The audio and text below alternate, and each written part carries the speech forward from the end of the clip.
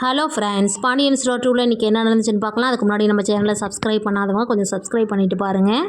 இங்கே நம்ம பாண்டியன் வேறு வந்து நல்லா திட்டிட்டு போனதுனால எல்லாருமே வந்து அப்செட் ஆகிட்டு இருக்காங்க. நம்ம ராஜியும் மீனாலாம் என்ன மாமா இந்த மாதிரி பேசிட்டாங்களே அப்படிங்கிற மாதிரி. அடுத்து அவர் வந்து வீட்டுக்கு வராரு. கோமதி வந்து சொல்கிறாங்க, ஏங்க நான் ஒன்று சொன்னால் தப்பாக எடுத்துக்க மாட்டீங்களா அப்படின்னு. சரி சொல்லு அப்படிங்கிறப்ப, என்ன இருந்தாலும் நீங்கள் இப்படியெல்லாம் பேசக்கூடாது.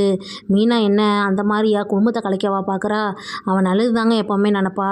நீங்கள் ஆனால் இப்படிலாம் பேசியிருக்கக்கூடாதுங்க அப்படின்னு சொல்லவும், சரி விடு, நான் ஏதோ ஒரு கோவத்தில் பேசிட்டேன், ஏதோ உரிமையாக இருந்ததுனால தானே நான் பேசினேன், என் பொண்ணுங்க மாதிரி தான் நினச்சேன் அப்படிங்கிற மாதிரி அவர் சொல்கிறாரு. அடுத்து பார்த்தா இங்கே எல்லோரும் உட்காந்துருக்காங்க. என்னப்பா என்ன பண்ணுறீங்க அப்படிங்கிறப்ப, ஒன்றும் இல்லை மாமா அப்படிங்கிறாங்க. சரிந்தா மாமா உங்களுக்கு ஒன்று வாங்கிட்டு வந்திருக்கேன் அப்படிங்கிற மாதிரி சொல்லி கொடுக்குறாரு.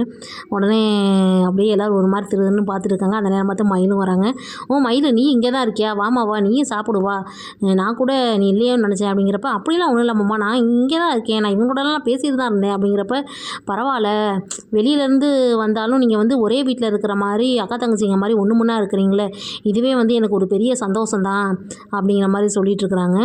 அடுத்து பார்த்தா இங்கே ராஜி மீனாவும் பேசிக்கிறாங்க. என்னதான் மாமா வந்து நம்மளை திட்டினாலும் வந்துட்டு அவர் நம்ம மேலே பாசமாக தான் இருக்கார், ஏதோ அந்த நேரத்தில் வந்து கோவத்தை காட்டுறாரு, மற்றபடி வந்து அவர் நல்லவர் அப்படிங்கிற மாதிரி ராஜியும் சொல்லிகிட்டு இருக்காங்க.